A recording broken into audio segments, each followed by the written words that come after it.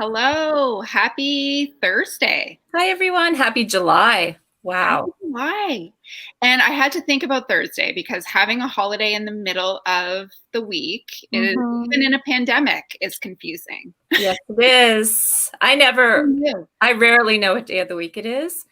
But this week, I'm just like, okay, I woke up this morning going, is it Sunday?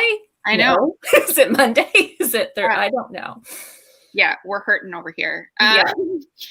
So I'm excited for today. We have a buddy of ours joining us. I'm just going to bring him on because I feel like he doesn't even need an introduction. Here's James Faulkner. Hey, how are you doing? James! Look, I'm glad both of you know what day of the week it was because I thought it was Monday for about half of this morning.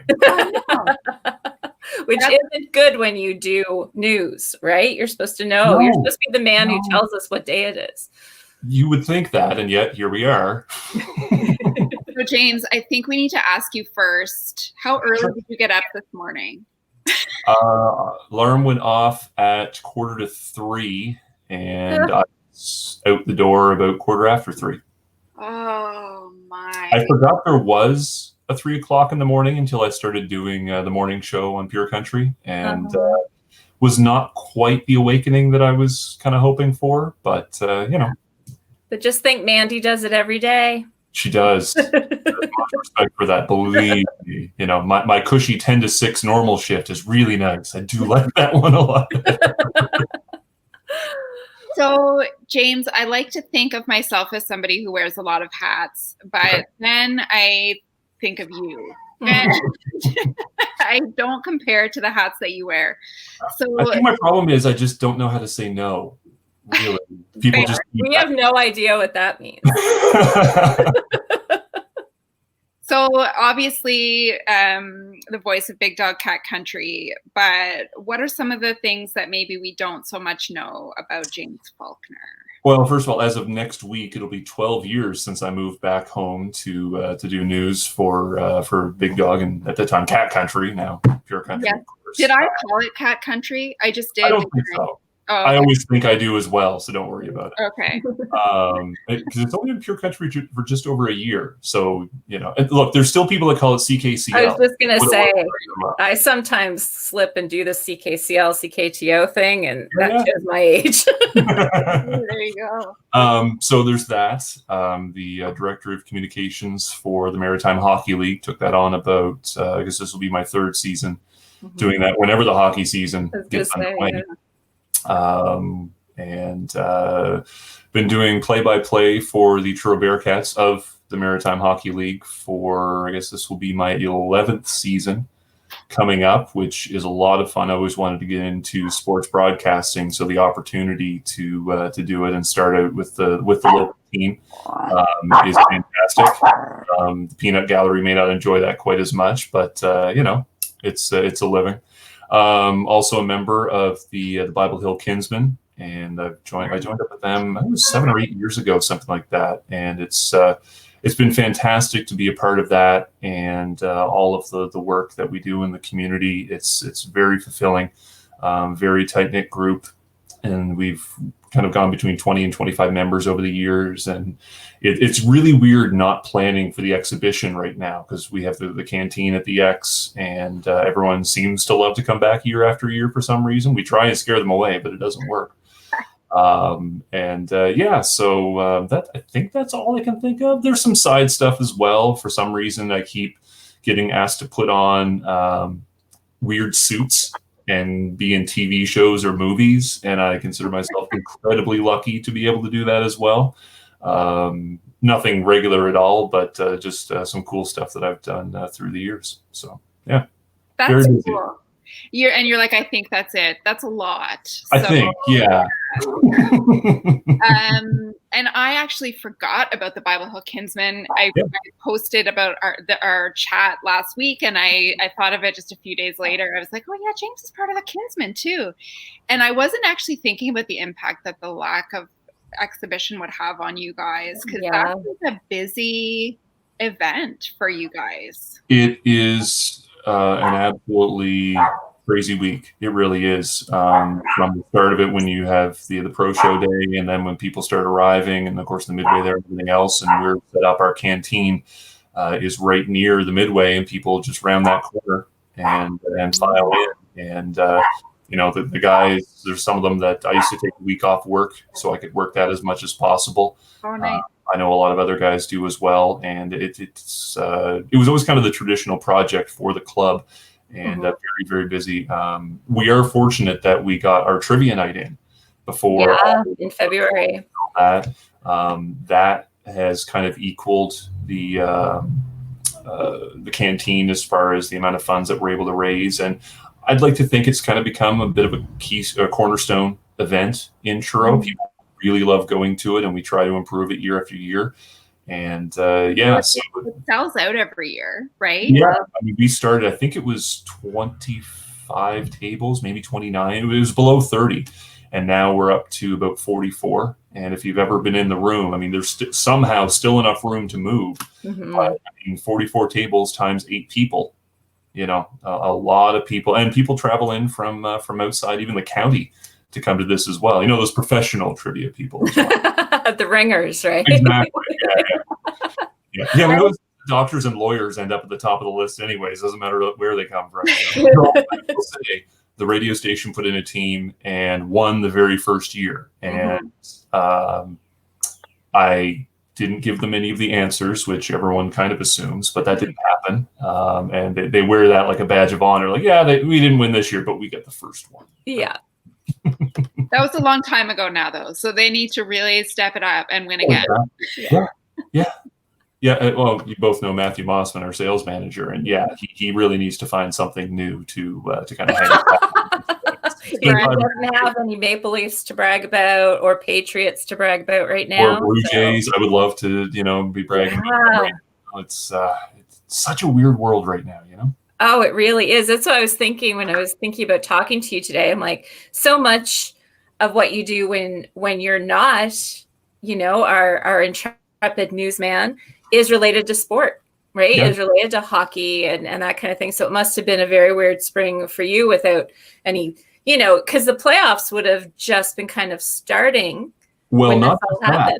We canceled the playoffs the day of the first playoff game. Oh. I want to say that one of the team buses had to be run down to stop them. I can't remember. It's just, it seems that we had to, but it was kind of that day that the decision came down from Hockey Canada and filtered down to everything else that it was shut down. And I guess it's better that it happened before things got going, the playoffs. Yes, yeah. Just regular season and then just no playoffs. If we'd had even a round into it, But of course, the junior A leagues players graduate when they're 20. That's it for their career. And you have so many players, I'm guessing 60 to 70, I think we had, that their career is just done. Yeah, getting ready for the playoffs and getting amped up for that and everything else, and all of a sudden, just they've got nothing. Yeah. Is there any plan to do the playoffs similar to what the NHL is talking about now? I guess here locally, no, the season is done. Unfortunately, it's. I would love to do something like that. I think if the shutdown had only been for like a month, that would have been a little more viable. But we're also in step with all of the other junior A leagues across Canada as well. It's not just a decision by us. Yeah, right. And especially when Hockey Canada makes a call, you pretty much have to follow what they're doing as well. So I would love to. Easy when Hockey Canada makes the call, right? At least it makes the decision easy when Hockey. Yeah. Everyone was pretty much on the same page. You and even now, you can't take a chance with crowds and the safety of players, fans, staff. Everything has to be top of mind, and that's going to be the interesting thing when all of this stuff kind of starts back up again. I think the Q is looking at early October to hopefully get up and running. But we've come a long way in 3 months since the shutdown happened. Yes. The Atlantic bubble is going to hit tomorrow. Businesses are, for the most part, are pretty much opening up again, even in Nova Scotia. But you look at sports, and of course the local leagues, I mean, they need fans. They need fans to be able to go. So it's tough to say, okay, we can get going again. We can let some fans in. But what would that even look like? Cap it at 250 and spread them out all over the place. There's a lot of stuff that has to be figured out, and thankfully, people much smarter than I get to do that. Yeah, I mean, I remember when the closures first happened, or early on, hockey was one of the first ones, I think, or especially hockey. The NBA. There was a player in the NBA that tested positive, and that's what put everything in. Remember back then? On Thursday, and then on the Friday, everything else just shut down. Yeah. Right. Because I remember, I was working a bit with Hockey Canada for the Women's Worlds at the time, and they kind of made a decision relatively early to cancel the Women's Worlds in Truro. And I remember there were a few naysayers, right? Who were like, there were a lot, and you think, I was looking at gosh, look what happened since then. It was the right call, obviously. Yeah. I mean, I was looking at it and going, well, why would you do? But then you think about it, and of course, a lot of the obviously the early outbreak was in Asia and China, especially. But I mean, there was a Japanese team that was going to be playing in Truro, so I figured, well, they're not coming no matter what. And then it started, exploding over in Europe, and of course, there's team, Italy and those kind of countries that were coming over as well, and. I mean, I wouldn't say it was a naysayer at the time, but I thought it was kind of an interesting decision to cancel it that early. And obviously, looking back, it was easy to say that it was the right move. And thankfully, from the very beginning, they said that if possible, they would bring the tournament back. And so now I guess we just kind of put pause for a year, and next year it'll all be over again, and a successful tournament will have been run between Truro and Halifax. Yeah, thankfully. It's coming back. You don't know until that final decision is made. Yeah, that was only 2 weeks ago. I think they finally ratified that. Yeah. But so many people were looking forward to it, from just the volunteers to the fans to people like you and I that were looking at between organizing. Of course, the radio station was going to be hopefully a big part of that as well, and there's a lot that goes into it. I know someone that was doing some of the merchandise for it, and he was a little upset just because, what do you do with it? I said, what you do. So it'll say 2020 World Women's Hockey Championship. You just put a red line straight through the 0, put a 1 next to it. I would buy it. Yeah, I would totally buy that. It acknowledges that the tournament was canceled. You're having some fun with it, and the tournament's back now. Like, why not do that? Absolutely. I 100% agree, because it actually gives it some kind of humor. Yeah.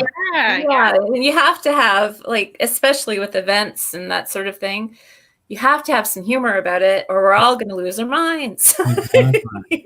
So we're all a part of it. So there's no denying that that's exactly what happened. Yeah. It's not like 2 events canceled and everybody else kept going.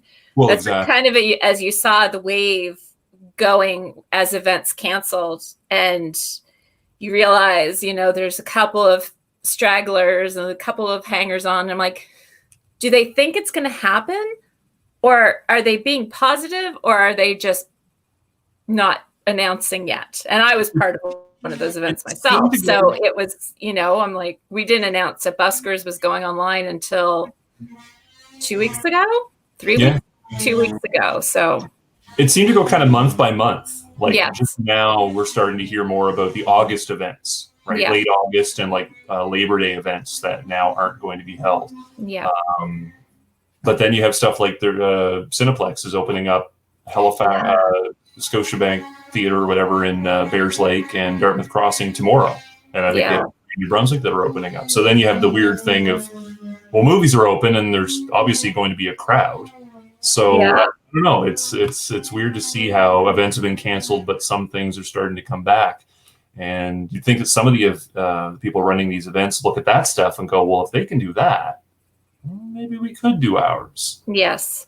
And it's about being creative. I mean, I think that's one of the best things that's come out of all of this is the creativity of people like us, I guess, who are in the world of kind of making some of those things happen. Yeah. And being creative and coming up with new ways to still connect and have those events. It's been funny when you look at just how jobs have changed. And first of all, you realize how mandatory some of those mandatory meetings actually are. Right? Like, oh, we can actually get rid of this weekly one. Perfect. But the amount of video conferencing, the amount of people that now work from home. Yeah. And some of those jobs are going to stay at home. You know, I think you're going to have some businesses that suddenly don't need office space anymore. You know, that wanted that central point, but have been able to get away with things just fine. Whether they should or not, I can't say, and that's up to them to decide, kind of thing. But or some kind of hybrid of those things, right? Yeah. Well, I mean, that's what I was doing up until I started back on mornings last week, or 2 weeks ago. I would go into the radio station for around 10 o'clock, stay until 1 o'clock or so when the COVID numbers would come in, get that posted to the website and so on. And I would come home. I would be back here early afternoon, and I would use this microphone right here to do the news for the rest of the day, as I'll be doing once we finish this up. It's fine. News can wait. It's fine. We won't keep I've been doing kind of but I've been able to do a bit of a hybrid thing as well, and certainly there's a lot of other people that can do it. I could probably do everything from home, but I like the drive. Though I will say, obviously, after the events of April, it became a little bit hard to drive past Portapic twice a day. Oh gosh. But the drive is nice, and just having that little bit of interaction. We're still allow a few people. Allowed. I talk for a living. Allow a few people into the building. Obviously spaced out and wiped down and all that kind of stuff. But just having that little bit of interaction over the last couple of months. If I was stuck at home, I don't think I'd be in a really good place right now. You know, you need just that little bit of interaction. So that's been the nice thing about kind of things opening up. But yeah, I think the hybrid way is how a lot of businesses are going to end up operating going forward. Yeah, agreed. Yeah, and I was going to say, you kind of alluded to it there. It's not like you've had a quiet few months. No. You know, has it been the most, like, I know, like, knowing you and knowing Mandy and knowing Raisa from Hub Now and worrying about you guys, because you're the ones who kind of get the information before us and then feed it to us in a way that we can, process. And I was like, oh God, I hope that they're all doing okay, because it just kept hitting, and especially in your own backyard. Well, it was one thing after another. I grew up in Bass River, live in Economy, Portapic, right near Portapic Beach Road is the bridge where I went fishing smelts with my grandparents every year. Like it, the community kind of thing. I don't want to say I'm thankful that I didn't know many of the victims. It sounds weird to say that, but I wasn't close with a lot of them because I was away for about 20 years. Yeah. But certainly talking to people out here and the impact of that, and it continues. I was driving through DeBert today and saw the memorial that the VON put up and a few other things as well, and it's something that's just going to kind of keep continuing. So, you work your way through that, and of course the details of all that are still going. I ended up taking a day off work. I guess it was the Friday after it happened. I just needed a break because I went into work, I guess, before it all ended. Once it was clear he wasn't coming my way, I was kind of into work. Yeah. If nothing else, just to keep my mind occupied, and I need to work. I need to do this. Get out there, help people know what's going on, and everything else. But yeah, I mean, after that, it was just, tragedy after tragedy that just always seemed to be connected to, if not Nova Scotia, this area, county. And, it's a lot. And, I appreciate the thought on that. And certainly there's a lot of people that, have, tough times, coming to grips with a lot of it. And, the journalism itself is not a lot of fun by times, even some of the court stuff that you cover, and obviously tragedies like this, and it can take a toll. So you have to kind of find a way hopefully a healthy way to deal with that. Yeah, I mean, I don't even know where to start with that because you're right. I mean, we've only just started with the grieving process too. Well, it's hard when you can't get a group together, and that was Yeah. the thing, right? I mean, there were a Yeah. few groups that got together, certainly in Portapique, and I'm sure in Wentworth and Debert and elsewhere. But yeah, I mean, you couldn't have that big public event, and still can't. They're just opening up now where you can have, what is it, the gather 250 outside and 200 inside, I think. Yeah. I should probably know that. Sounds right. I was gonna say 100 inside, but I feel like you would know more than me. So Yeah. I want to say 50. Oddly, like I think it's 50 Yeah. inside and 250 outside as long as you're distanced. I don't know though.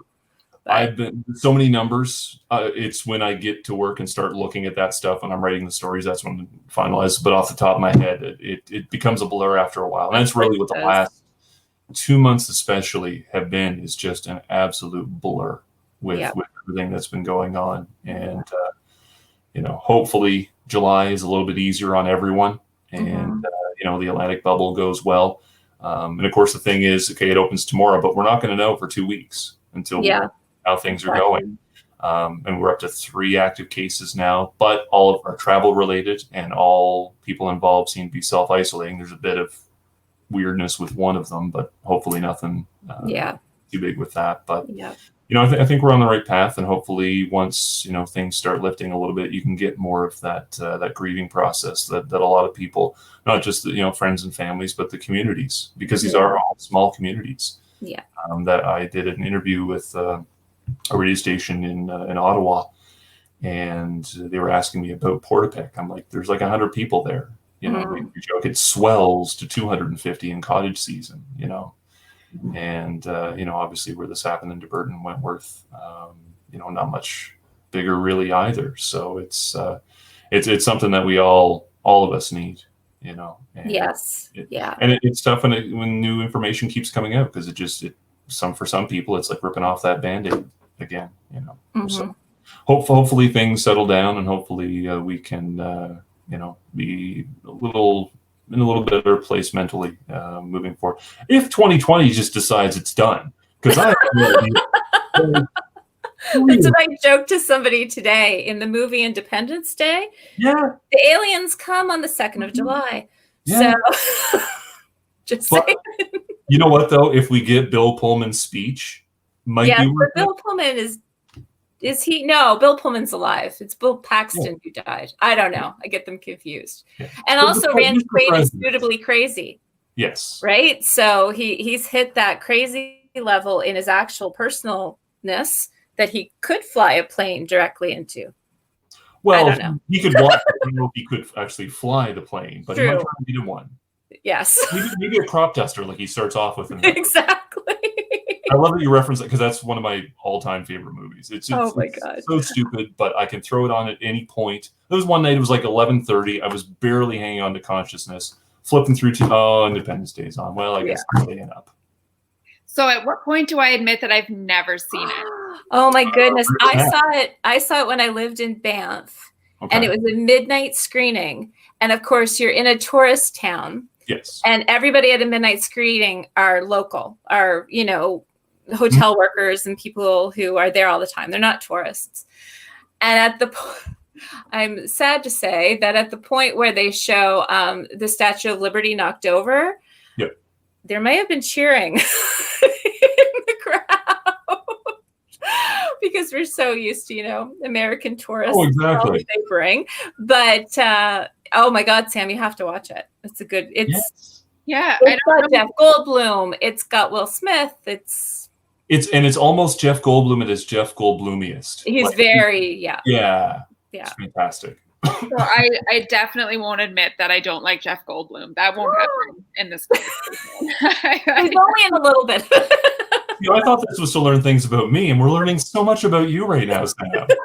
I just had to, in case anyone was wondering why I wasn't saying anything about it. Like, what?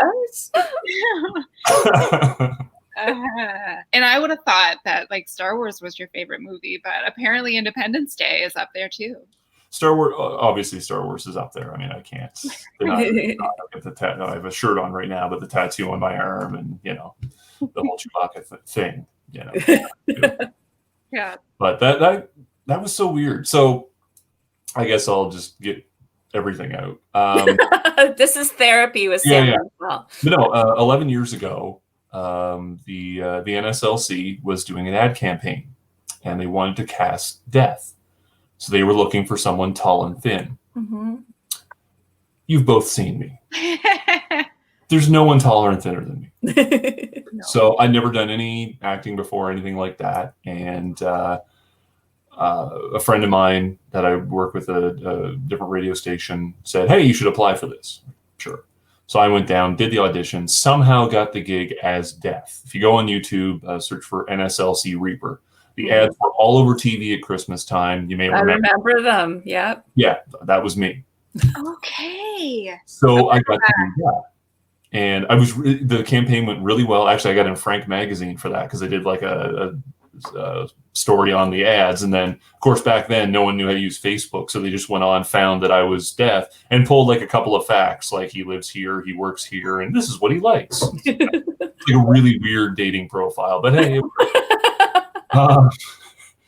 so I did that, and I thought it went really well, and I was hoping, hey, it seemed to be received really well. I had a lot of fun doing it, so maybe we'll do it next year. Well, that was the year that they got K-Fed, Kevin Federline, to do those ads. So I got bumped by K-Fed. I don't know if that's good or bad, but that's what happened.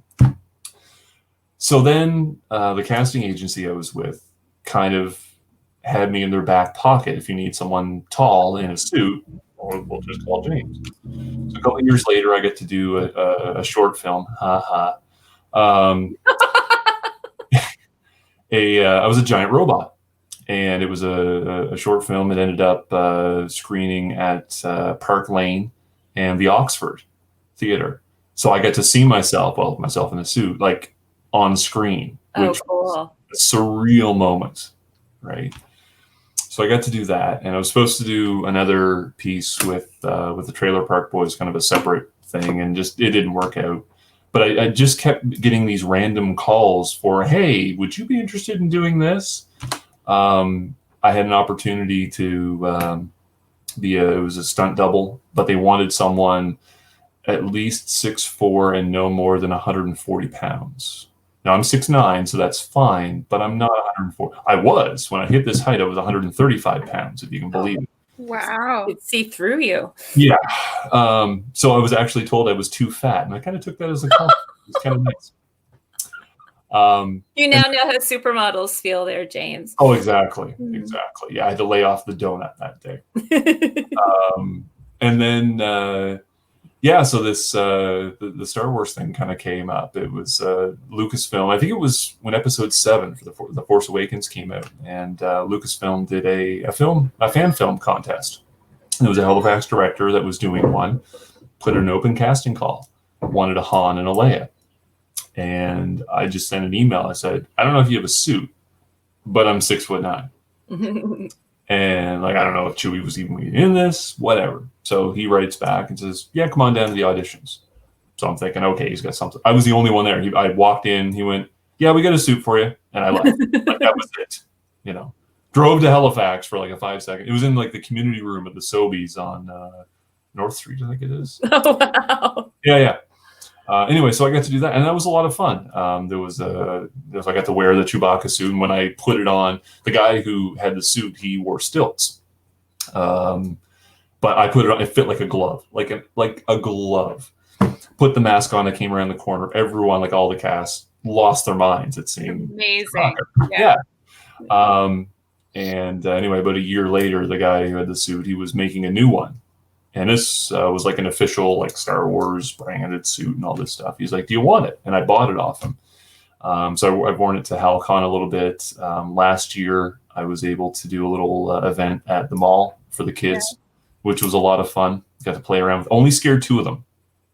Only scared. They were really young. That's pretty good. Yeah. I was able to convince one that, I wasn't as scary as I know I am. So they came over for a picture, but one of the kids was having nothing to do with it, nothing at all. But yeah, so I got to do that, and then last year It was pitched to me as, do you want to be a Sasquatch? I'm like, well, obviously I want to be a Sasquatch. Who wouldn't want to be a Sasquatch? They said, well, you're going to stalk 2 women in the woods and throw rocks at them. I'm like, so I'm in. So, it's my Tuesday. May as well get paid for it. Anyway, joking. So we were down in the woods in Enfield and shot this TV show, These Woods Are Haunted. The episode actually just got uploaded to YouTube. It was on the Travel Channel in the US. I'm like, how do I even see that? And like even the cast was like, I don't know when this is going to air, if it's going to air in Canada. Yeah. So I get to do that. And so yeah, it's just all these weird opportunities that kind of keep falling in my lap a little bit. And do you have an IMDb page for all of this? I do. Good. Because I am James Faulkner, number 10. Okay. I'm going to go back and I'm going to share that to the local love page so that everyone knows it's free now. Well, and the funny thing is, I got it. See, you're going to make me look it up because there was something on there that was how they listed me for this this TV show that I did. There it is. Here I am, and thank you for bearing with me. So, in the IMDb, you have, like actor, it'll say, and then all of the credits stem from, all right, director, all that. Well, there's also a section called self, like if you played yourself in something. I'm given credit as a Sasquatch under self. Oh, that's actually amazing. So this might be history. The first video. You're documented Sasquatch. Yeah. I'm not even blurry. I got my camera fixed, so you're far less hairy than I anticipate. I knew I had to look nice, at least presentable, right? Tuck it all in under the shirt. Exactly. Yeah, this button goes, it's just mayhem. Yeah. So I'm curious, actually, about your short film. Was that screened at the Atlantic Film Festival? When you said it was at the Oxford and at Park Lane, it just occurred to me that maybe that was during. Yeah, I believe it was. It's called Goodbye Robot Army. Okay. It's been years since I even thought about that. It was 2011, I think. But it went. I heard it went overseas to a big like sci-fi convention in England. It was screened over there. For me, it was just being able to see something I did on the screen, because I never had a desire to be, on screen, never really wanted to. It's just, hey, you wanted this fun thing? Sure. Especially because I'm in costume. So it's not like I have to worry about this. Let's go over it. It's fine. So I can just kind of emote, and I've always kind of been good at physical comedy. Mm-hmm. I think it's just because I'm gangly. Mm-hmm. But I think that helps the role. If you watch the death commercials, I'm just hammering.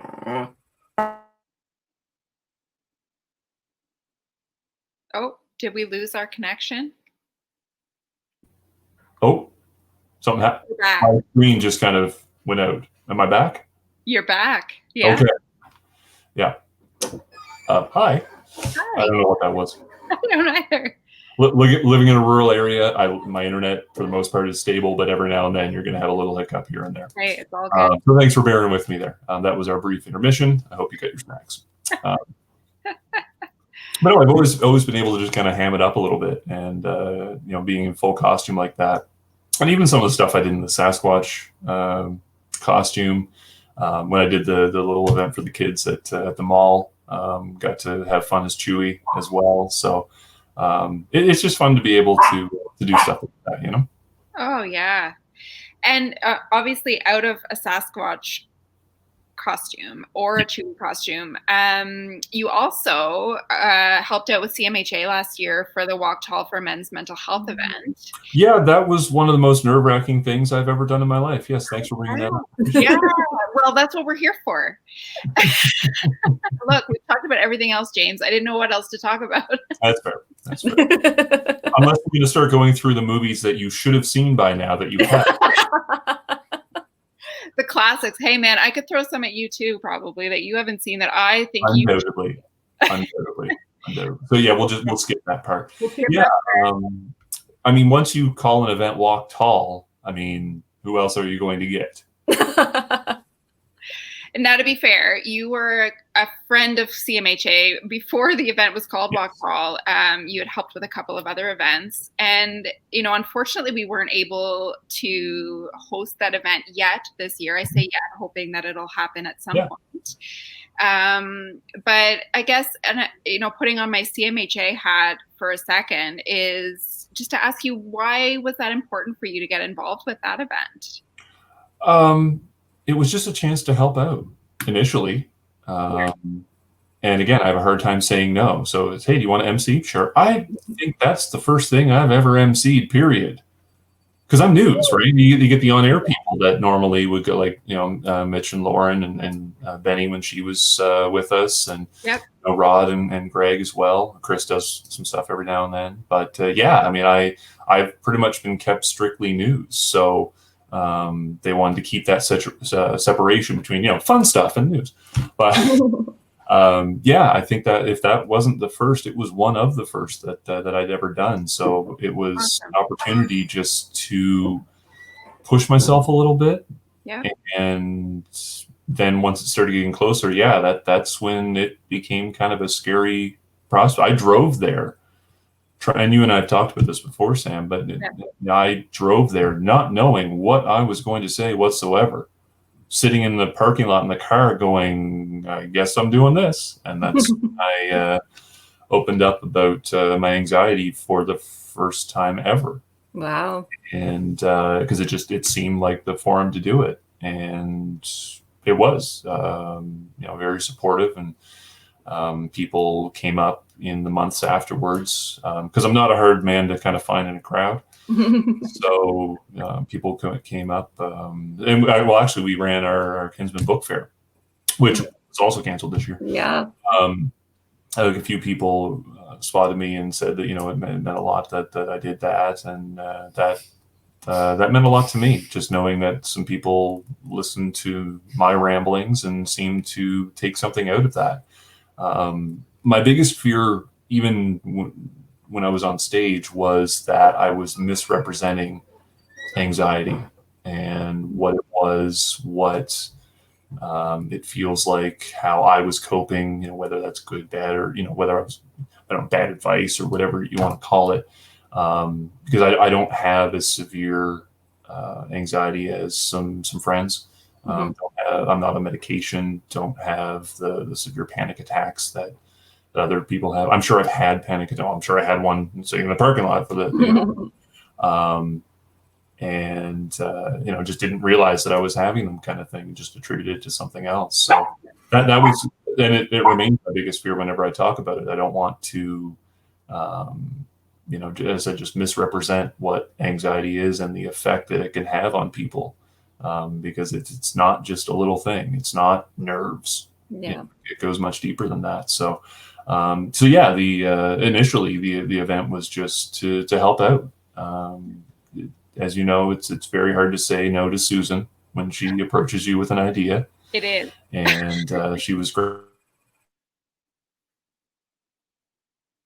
Oh, I think we're lost again. Are you there, James? Waiting for my internet to come back. I wonder if it's a StreamYard thing, honestly, because you both freeze when it happens. Oh, okay. So. Okay. Yeah. Anyway. Maybe we're talking for too long. Who knows? And again. Oh, now both of you. Uh-oh, it might be StreamYard, folks. There we go. Hi, guys. So we're completely blaming the universe for cutting us off just then. Retrograde, Mercury in retrograde. It's such a number on it, but it's true. Yeah, it did such a number on me that now I'm in a t-shirt. I don't know what happened, right? But here we are. We got sucked into some sort of time warp, and probably on the floor behind me. I don't know. It's totally true. So we did not want to leave on a technical difficulties. No. So we just wanted to come back and say thank you to you, James, for yes joining us. Yeah, and good luck with all of the projects that you're working on. Hopefully the Bearcats will start as usual in the fall and you'll be able to continue on with that. Yeah, hopefully so. And I think a lot of people, that's something that they can use just to get out some sense of normalcy. It's really all we're seeking right now. And if, it's hockey in Canada, so it doesn't get much more normal than that. So hopefully we can do that. But no, thanks to both of you. I was confused when you asked me to do this. I assumed that the bottom of the barrel had already been scraped, but here we are.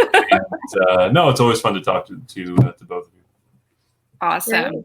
No bottom of the barrel at all. You are absolutely pro famous. We need to get you one of our t-shirts. Yeah. So thanks so much. And I'm sure hopefully we'll run into each other in person sometime soon. Yes. You'll probably see me before I see you, but absolutely can't wait for it. That's right. That's the benefit of these things, though, is we're getting to see people that we haven't seen in months and months, right? So it's hi, I remember you. I've watched at least parts of all the other ones that you've done. They've been fantastic and some great guests as well. So I can't wait to see where it goes from here. Wonderful. Oh, and I should ask my question, my final question. Yes. So it's like I joked last week with Dave that it changes every time it comes out of my mouth, but it has the same general idea. So we have the award, the favorite place to show off Truro. Yes. Or most loved place to show off Truro. What is yours? If you have somebody come here who isn't familiar with the town at all, what do you do? Where do you take them? How do you show off your favorite parts of Truro or Colchester County in general? Well, I was going to say my favorite part would be not Truro, but not necessarily. Yes. If it's Truro, honestly, the answer, it used to be Victoria Park, and it still kind of is, but I think Civic Square has really become an area, especially on weekends when the farmers market is going, it's really become an area that's just fantastic. It looks great. There's always activities going on, where you have, the library and the police station and the farmers market and just everything wonderful gated off and how everything is inside. And in the wintertime with the rink, I think that's just absolutely fantastic what the town's been able to do there. And it's a great place to kind of show off the town. As far as Colchester County, pick a spot. I mean, you've got waterfalls all over the place. Your backyard is pretty nice. So if it's someone that I want to bring out here, then I'll show beach, which my beach, which is the whole reason that I moved back out home.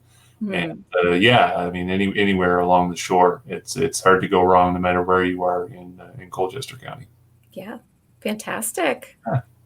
Awesome. Great. That's great. Thanks so much. And it's just before we close, it's funny how that's shifted for people. I mean, Victoria Park absolutely is still a must-go place for a lot of folks.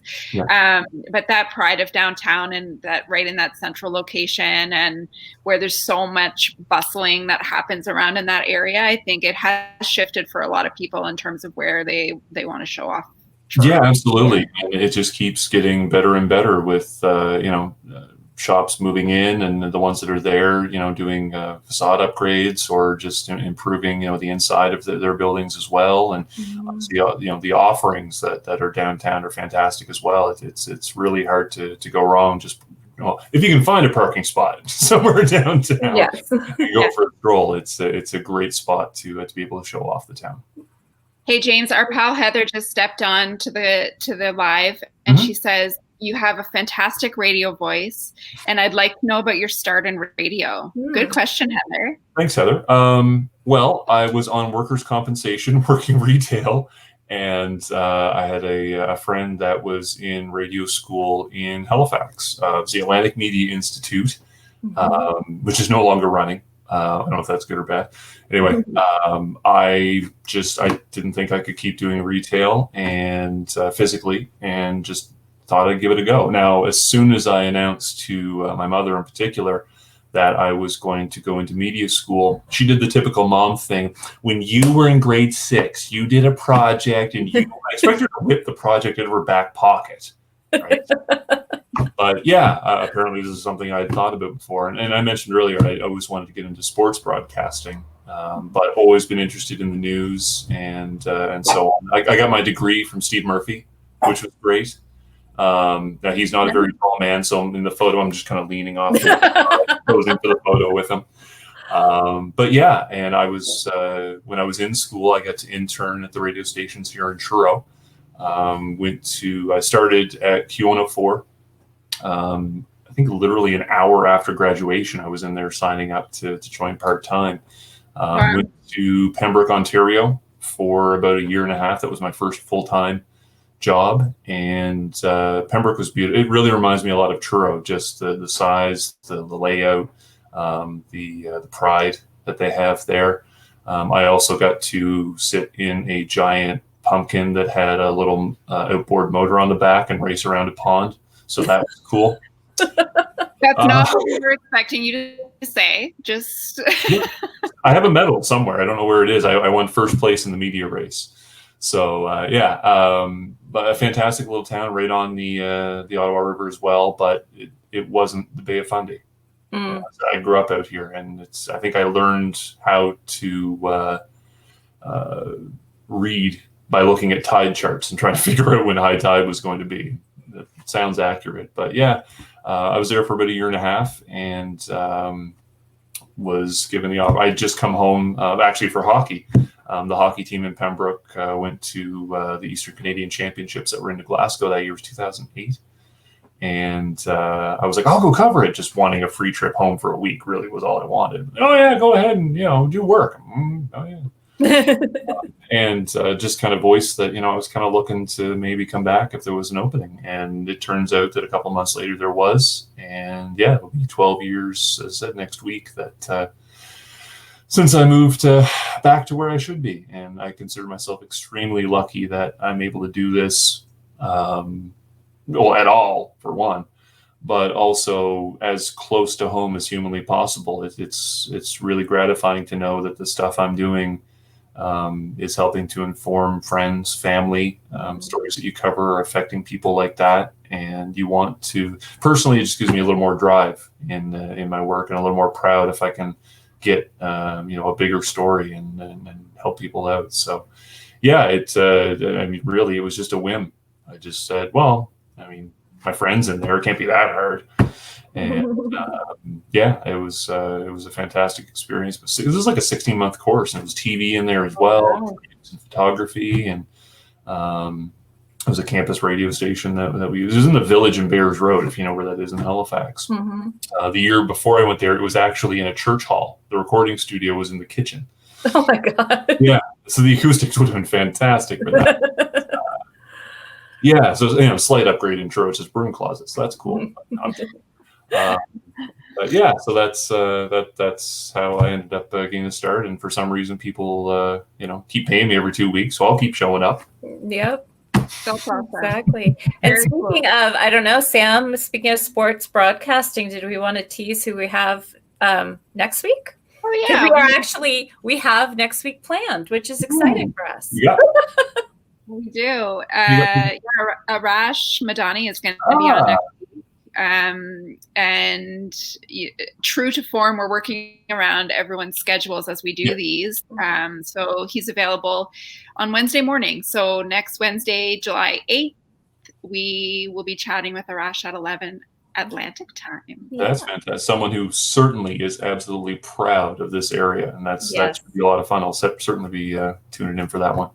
Great. Yeah. Oh, good. And any questions? That's what we like to. Is I know Heather jumped on with a great question, and any questions that anyone has throughout, we love that because we get to bounce some of those ideas live off of our unassuming guests. Well, thankfully, I have like 20 jobs, so it's hard to kind of get me off guard with something somewhere along the way. You have a really good one for Arash for next Wednesday, James. Okay, and you ask it during. You ask him a good one. I'll try and come up with something. Yeah. Here's my question, though, James. Yep. How many days since Park Street's been closed? You know what? I'm mad at myself. 4 or 5 years ago, it was 4 or 5. No, it was longer than that now. Yeah.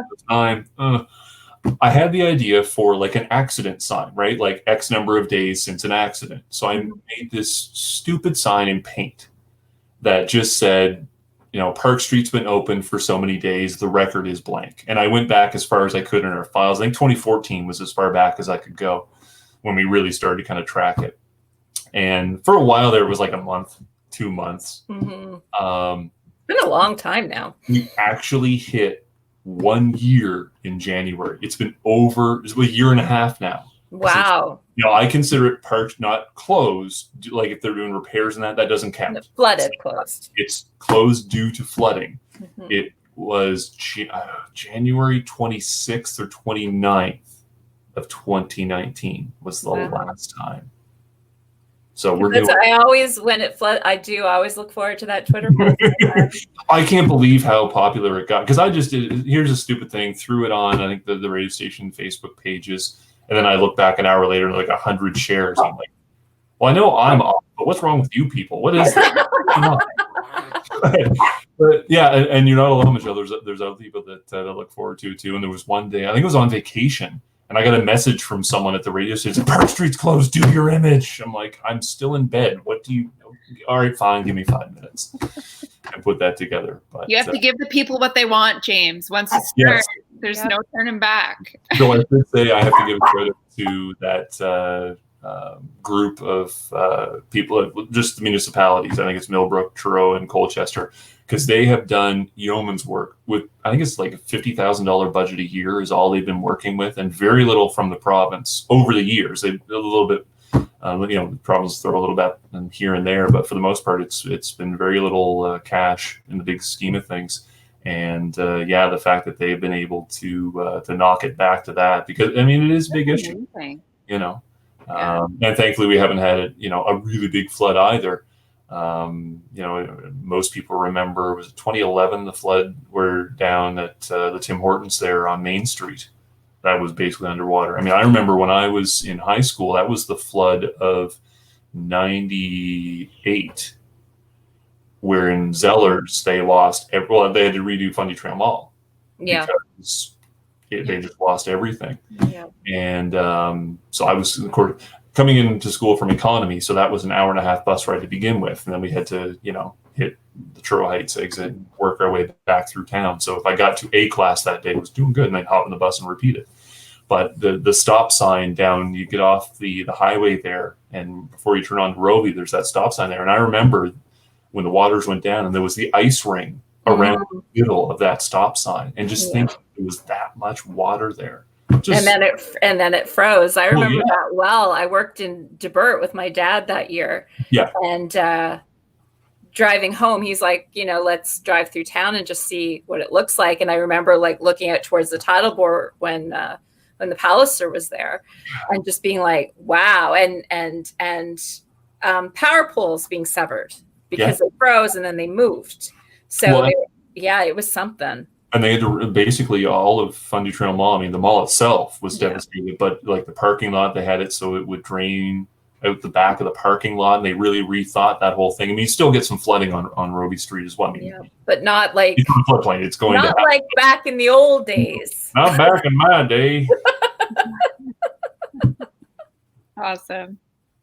Very cool. Oh, Heather comments, don't mute yourself, Michelle. You want Roxy.